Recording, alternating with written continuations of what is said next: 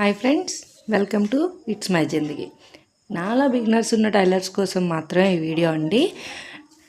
ఎవరైనా టేప్ ఉండి టేప్ని అసలు ఎలా యూజ్ చేయాలి, టేప్ని అసలు ఎలా వాడాలి, నాలా ఎవరైనా తెలియని వాళ్ళు ఉంటే వాళ్ళ కోసం చెప్తున్నానండి.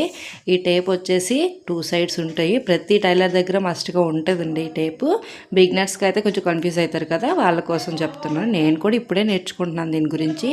2 సైడ్స్ ఉంటాయి. ఇది ఇంచెస్ సైడ్ అంటాము, దీన్ని సెంటీమీటర్స్ సైడ్ అంటాం అనమాట.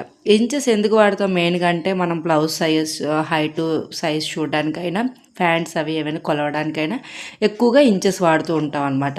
అదే క్లాత్ ఎంత పొడుగుంది, మనకి ఎంత క్లాత్ పడుతుంది అలాంటివి ఏమైనా వాడడానికైతే ఇది సెంటీమీటర్ సైడ్ అంటారండి.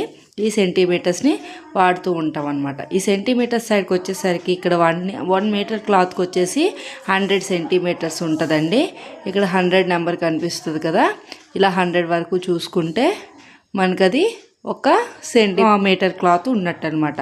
నెక్స్ట్ వచ్చేసి మనం ఏదైనా బ్లౌజ్కి ఖర్చులు కానీ ఏమైనా యూజ్ చేయాలంటే మాత్రం ఇలాగ వచ్చేసి మనం ఇంచెస్ సైడ్ వాడుతూ ఉంటామండి. ఇది 1 ఇంచు, ఇక్కడ ఇది చూస్తారా, ఇక్కడ నుంచి ఇది 1.25, ఇది 1.5. ఇక్కడికి వచ్చేసరికి ఇది పూర్తిగా ఇక్కడి నుంచి ఇక్కడికి పెడితే 1 ఇంచ్ ఎక్స్ట్రా ఖర్చు పెట్టండి. ఇక్కడంటే కన్ఫ్యూజ్ అవుతారని ఇక్కడ నేను చెప్తున్నానండి.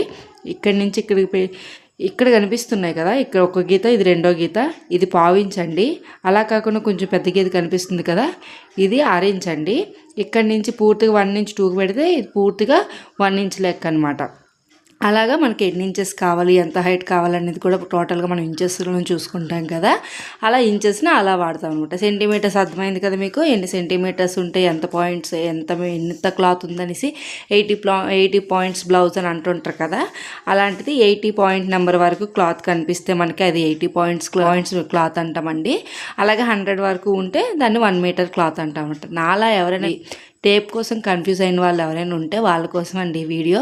అందరికీ యూజ్ అవుతుంది అనుకుంటున్నాను.